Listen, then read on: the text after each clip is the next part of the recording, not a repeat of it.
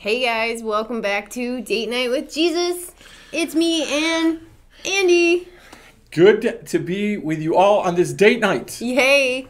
We're still in the book of James here on day 2, surprisingly. It's been 5 whole verses, and this is a short book, but I think I should just give up on we're still in James, and I'll wait until 6 months from now to say that. But, yeah, so we left off at verse 6 is where we have to start. Verse Do you have 6. anything to say before we get started? I don't. I'm just ready to get on this date. Let's go. do it. You want to read it? No. Come on. You read the Bible. Hey, you guys let me know. Write a comment if you think Andy can read or not. Because I don't think you have ever seen him actually do it. So just write a little comment. Let me know if you think he can read. And we'll take a poll. That'd be great. I can read. Verse 6 of chapter 1 in James, it says, "But let him ask in faith, nothing wavering, for he that wavereth is like a wave of the sea, driven with the wind and tossed." Because he was talking last about wisdom, right? Mm-hmm. He said if you lack wisdom, to ask, and it shall be given to you. Mm-hmm. So now he's saying, but ask in faith and don't waver. Because... What? I would really prefer that we go on from this verse. You want to keep going? For the standpoint of, I'm not really good at this verse. Why? Well, you see, here's the problem. I was a terrible date night person, right? Because I'm all set to go out on a date, and rightfully I didn't have that many of them, right? But most of the time, and somewhere in the last little bit before the date got up, you started doubting and you started double thinking, and then it became, hey, I'm going to see if my cousin Will can come with me. So it went from being a date night to being I'm really going to go out with my cousin Will and this person's going to come with me, right? But it all happened because of fear, because you start thinking about, what if this goes wrong? What if I say the wrong things? What if they don't really like me? What if I don't really like them? Where you have a different thought process than I do on these kind of things, right? I love to experience new things that are completely packaged in a way that I know. You like new things that are safe and predictable. I like new things that are really old things. So safe and predictable. Yeah, probably, but it sounds better the way that I So say you would go on a date and you would invite your friend at the last minute. I would invite my bestest friend because then I knew the date was safe. It was safe because you were going to go home with someone you liked. Right. But in fairness, one of the times that I did that, it ended up that my cousin Will ended up with the girl that I was out on a date with. That's what you get. And I was very happy with that whole thing. You definitely deserved that right, one. Very happy with that. Where you would tend to embrace the new. We've talked about before about the whole blind date stories. You would be great and are great with blind moments. Hey, I want to meet somebody. I'm I'd love to meet somebody, but I want to know everything about them before I meet them. Well, that's not meeting them then. That's cheating. It's exactly what that is. I drive my husband nuts because he's really quiet, right? And I mean, you're nothing like that. You're not quiet, but kind of shy in that way, in the new people way. But we'll be somewhere and we found this new restaurant and we were the only table when we were in there, and somehow the waitress just became he went to the bathroom and came back, and she's talking to me about keto diets and all these things, and he's like, and I'm like, she asked me first. Yeah. I don't know how this happened, and now we go there and she knows what we look like, even though she can only see this much, and she's like, hey guys, you want the Brussels sprouts and no barbecue sauce, right? And it's oh my gosh, So, no, yeah, I do. I enjoy meeting new people and being surprised and asking weird questions and finding weirdos to be my friends. See, I enjoy new things as long as they're done in safe ways. That's boring. It's exactly boring. And I'm guessing that when James is talking about this here, that he's talking more about you than he's talking about me, right? Listen, God has all these new things for us, right? And some of them are going to be packaged in ways that we don't like or that we don't want. Some things are going to look like they're packaged like, hey, sign me up for that, right?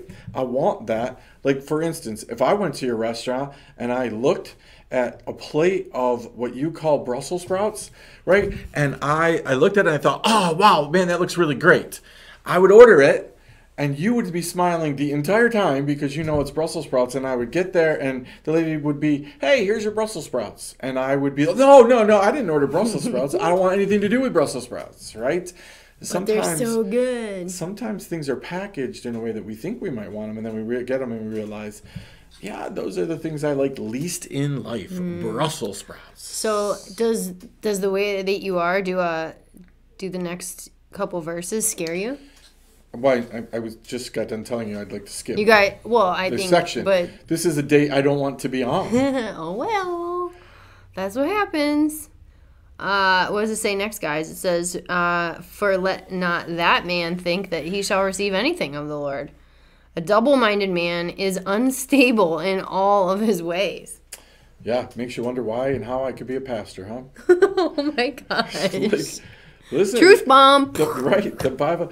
One of the things I love about spending time with Summer is like these moments just come. They just happen. Like all of a sudden she has you and like you're admitting things and saying things that you probably shouldn't be on live. But isn't that funny? Because that right there is about a date night, isn't it? Summer, like, man, when we have a date with somebody and we really do love them and we are getting to know them and we really connect with them, right? And there's that infatuation moment that we were talking about earlier today. We end up telling them things and saying things that are just like goofy, right, in nature. And then like we leave. If it's me, I leave going, oh no, I told them all this stuff. I have no idea whether they're trustworthy. I have no idea whether I can do that. I think sometimes that's how we are with God, right? We have this great date moment with him, right? We worship with him and we kind of lose control. And we get in connection with him, communion with him. We tell him a bunch of stuff like, hey, God, I'll go anywhere. I'll serve you. I want more of you. I want to do this. I want to do that. And then we get done with the date and we're like, oh, no. Did I really just say that to God? Like, hey, I'll go wherever you want me to go. Because then God calls you and he's like, hey. Yes. Remember me? Because then and the stuff you told me? And you're like, whoops. It's when you don't want to pick up the phone. Mm-hmm. Like, you get caller ID and you're like, that's God, I'm not answering. Change the number, right? It's funny because that's exactly what God is talking about here. And James is talking about specifically. He's like, listen, we've got to have faith in what we ask of God, right? Yeah. And not be double-minded. And I think a lot of times part of that double-mindedness is we're asking something and then we double check to see whether we should be asking it. Is it okay to ask that? Is it okay to want that? I ask you and other people that a lot of times that question, same question, is it okay to want that? Like, because there's something in you that says, like, I shouldn't want that. Is it not okay to want that? Right? But God says, like, that's where the double-mindedness comes in where, hey, if you're my child and I'm sending you, right, thoughts and dreams and visions and missions and ideas, and it's being affirmed by other people, you don't have to keep asking if it's okay to want it. Right. You just need to embrace the plan for me to get to give it to you. The problem is, I always have been like, well, once I want it all. Right. Sometimes God says, listen, the person who has faith says it's okay to want it, but be willing to embrace it in a way that lets God take the lead on it. Well, I think we get screwed up too because we think like it can't be from God or it can't be what God wants if it's what we want. Because they shouldn't match. Like, we're the heathen and what we want is always going to be tainted and fleshy and wrong, and if God is giving us something that we actually want, it must just be off. Yeah, a lot of times we get into a mode where selflessness means we can never have what we want. Right, which that's not true. God tells you all over the Bible that he wants to give you everything and all the desires of your heart, and he wants you to have joy, and he wants to love you. Absolutely. But again, are we willing to receive that in the way that God wants to package it to us? Because we have preconceived ideas. We think, it's funny how many times people have a job, right? And they think that God blessing them is giving them another or a different job, not keeping them in the same job, right? Like we look at that and we Right. look at the opposite way. Sometimes we think that it's God blessing with a house isn't me adding on to my current house, it's him giving me another house. It's another friend, right? We look around and we're like, which friend is going to meet my needs? Like, which one is God going to elevate? And sometimes God says, I give you a new friend, a different friend, Yeah. a weird friend. Yeah. Or an old friend. Or an old friend. Sometimes he does rekindle things. But again, the whole point is our faith just needs to be in that God knows. God knows that I need somebody. Am I going to be willing to let him choose who that somebody is? Or am I going to demand that it look like this? Yeah. That's the problem. As long as it doesn't waver, Exactly, then right? we should be good. Because of that whole double-minded, unstable in all his ways. The problem that I have in life is that when you start doubting in one little area, it is crazy how quickly Yeah. that translates into doubting everything that you're doing. Doesn't that go with like the whole waves and the sea? Like you don't just get one wave, right? Mm-hmm. Like it's a ripple effect. Like one wave causes a bigger wave and a bigger wave and a bigger. It's like, it's exactly what he's saying. You'd be driven and tossed. Yeah, exactly. It does get out of control. Yep, and it's the out of controlness that we fear most as Christians. So we back up into way Go out of control the other way. We don't want that in any way, shape, or form. So again, I don't want a date to go bad and get out of control. So I just don't go on them. Is the idea? Sure way to make sure it doesn't happen. I'm going to make sure. I'm going to make sure until God sets up different types of dates for you, and you realize, wait a minute, is this a date when you're talking to somebody somewhere? You know what? That's why I did the internet thing. Like I was in a really long relationship, and it ended when I was like, I don't know, 26 or something like that. And I was like, I have my career, I got my own place. I'm like, I am running out of time. I need what am I going to do? Bump into Prince Charming at the checkout line? I'm like, I'm going to get on the internet and I'm going to check off all my boxes and find all the things that I want in this little package. That's just silly. It sounds great, right? It makes sense, and most of us do that in church. It's crazy though. We just check off all the people who tell me that they have a checklist for church. Well, yeah. Then you know what that problem is that it's all about you. When does it become about where God might want you? Right. Or who God wants you with. And that's where the instability comes, because all of a sudden we're just thinking all about us. Right? And it's funny, because if I'm on a date with somebody and I'm looking at them and I'm doing that whole checklist thing, which is funny, because all I think of is me pulling out like a clipboard with an actual checklist, right? I could see that. Check. I have 17 questions for you. That's exactly how that And works. you would have them all memorized. I would have them all memorized. They would not be on a checklist. You'd be like, the first question is this. And that would go off on an hour-long tangent, but you would stay on track and be like, all right, question 13, question 14, and it would be 12 hours later, and then you'd be like, yeah, this isn't going to work out. You failed question 17 after 12 hours. That's pretty much how it would work. That is so true. That'd be a super long date. You'd have to start at 6 a.m. Hi, can you meet me? We'll do breakfast, lunch, and dinner. Yeah, like Panera, right? You can get coffee, breakfast, lunch, and then maybe across the street for a steak. But that's if it's going well. If you get through, section 1 through 6, you pass breakfast. If you get through 7 through 9, then you'll get lunch, and I'll pay. Whoa. That's what though, isn't that funny? And then I'll reward you with a steak if you really do good. That's the same way that we do church, though, isn't it? Yeah. We walk in and we have that same philosophy. If you check off these boxes, you'll get this much of me. If you check off these, then you get this much of me. When do we go to somebody and say, you just get all of me? And it doesn't matter what boxes you check off. Never. You get all of me. Because I don't think we do that with anybody. I don't think we do it with our friends. I don't think we do it with our spouses. I don't think we do it with our family. I think we just stay completely guarded. And we don't do it with God either. And I think that's what the problem here, isn't it? Right. Like, God says, man, you aren't getting this with me. Unstable. 1 foot in, 1 foot out. Yeah, that's like I said. I'm gonna In the boat, out of the boat. Gonna bring my best friend to the date, so I'll have 1 foot in and 1 foot out. And maybe. And if I'm drowning, he can just yank me. That's right. And the nice guy in me looks at it and says, "Hey, listen, really, what I'm doing is helping you out because you're actually gonna get a chance to be with 2 guys. You never know." Wow. Yeah. So everyone could see you on a date with 2 men at the same time. That's exactly right.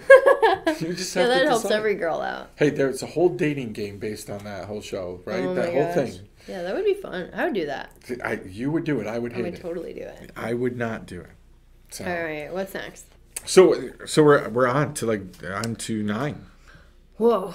We're just flying down the road here. Mm-hmm. Let the brother of low degree rejoice in that he is exalted, but the rich in that he is made low, because as the flower of the grass he shall pass away.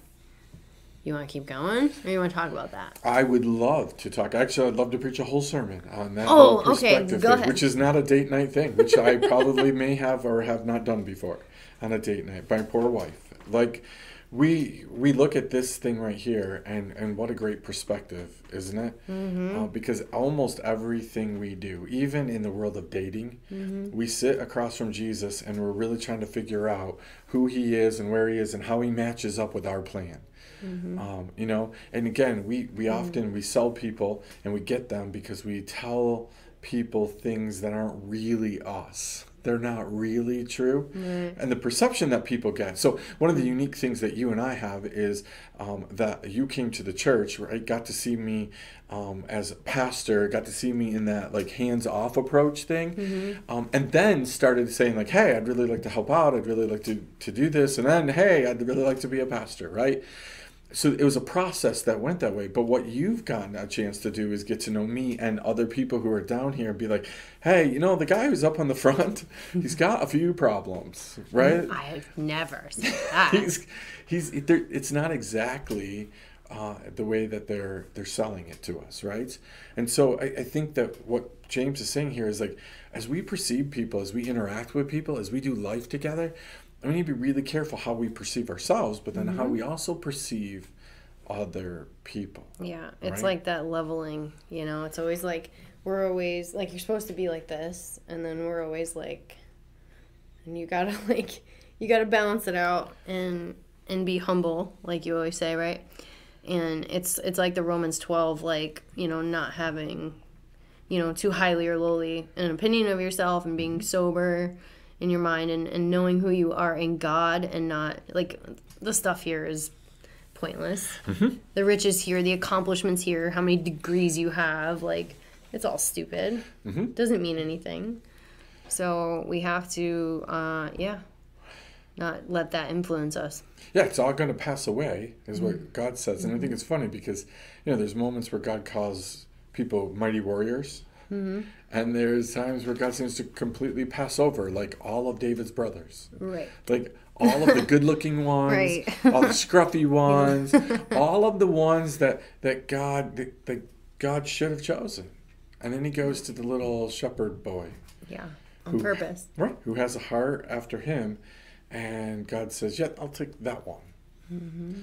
And I think sometimes we need to, you know, we need to remember that, you know, that as we're taking time and spending time with God, that we're asking him about those moments as well. God, what are the things that I'd be really quick to pass over that you're saying, focus on that, get that, understand that. Yeah.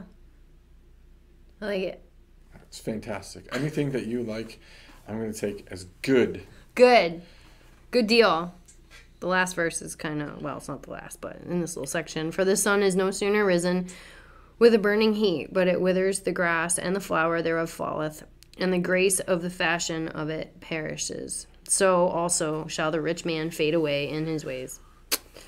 Yep, basically what we just said. It's exactly what we just said. You would think that we'd read James before. Oh my gosh, right? Maybe we're prophets. Or maybe we just read it. Maybe we got the answers to the test. Maybe we cheated. But it's hard. Like this concept, Summer, is really hard, isn't it? Like even down here, like it's funny because at Drash, you know, we get likes and we get views and we get engagements, and you start looking at this, and it's funny because you can do one show and all these people like it and all these people look at it. and then you can go, oh yay, okay, great, and then you do the next show and fewer people like it, right? And then it goes like this, and it shows you that really it's God's job to exalt. It's God's job to lift up, right? And I think, the funny part is, one thing about dating that I find fascinating, you probably don't, but even in the internet world, is that as you fill out your little dream list, right, and you start going through the applicants for your date nights, right, you're going to pass over some people that somebody else will be like, how could they pass over? Right. How could you not choose that person, right? You're going to choose somebody, and if you really could go back into the research, probably the people who are running the site are like, man, it took forever for somebody to choose that person, right? But to you, it's like, yeah, no, this is somebody that I would connect with. And I think sometimes life is like that with God, isn't it? Like, he chooses people at the right moment for the right thing. Sometimes we're waiting a while, right? Sometimes he's choosing us for something that no one else could do. Yeah, I think it's really cool. I don't know. I think all the weird God stuff is super cool, and I get excited when I see it. Well, and that's where we ought to be. It's like you feel more alive, and you feel more like God is literally, like, we always say God's here and he's around us and he's in our lives and he's running and he's ruling all the things.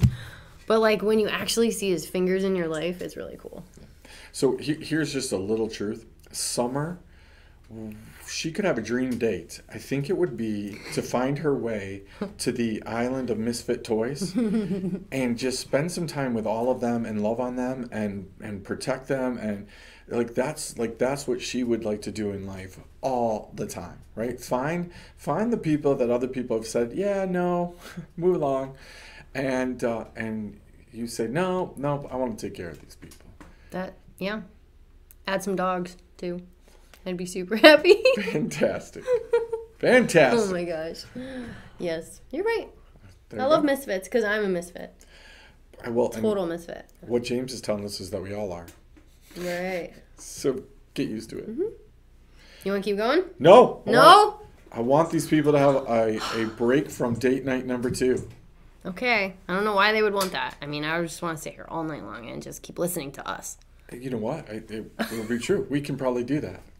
We could. Sorry, guys. You'll have to come back next time. So, thanks for hanging out with us. We had a ton of fun. We love James, and we love you guys. And we'll see you next Friday night for another Date Night with Jesus.